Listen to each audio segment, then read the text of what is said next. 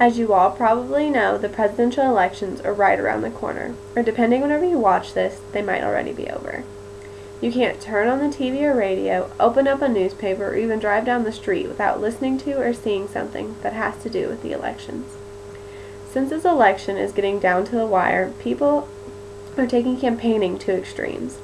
The candidates are doing anything and everything to get votes.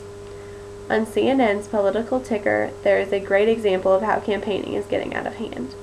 A young woman made an ad supporting President Obama. This ad targets young women who are voting for the first time. In doing so, this would help support his base of his campaign by ensuring the vote of women. Her ad consists of a comparison between voting for the first time and having sex for the first time. She tells her viewing audience that you don't want to lose your political virginity to just some guy. You need to do it with someone who really cares for and understands women. The ad goes on to tell about how voting for the first time was amazing. Then she states, before voting she was just a girl, and then after voting she became a woman.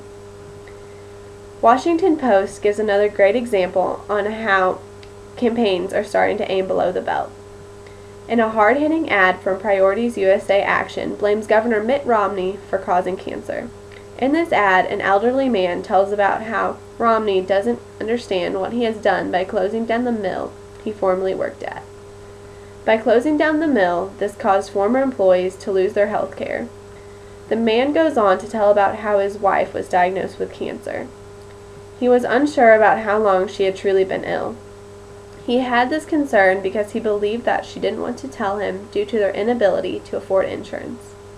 This ad ends by him stating he doesn't believe that Mitt Romney truly is concerned about the American people.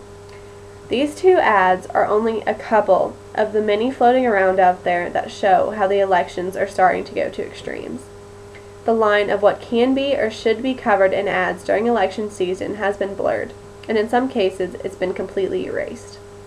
Candidates or people who support a candidate can say whatever they want about the opposing side, no matter if the information crosses what's left of this line.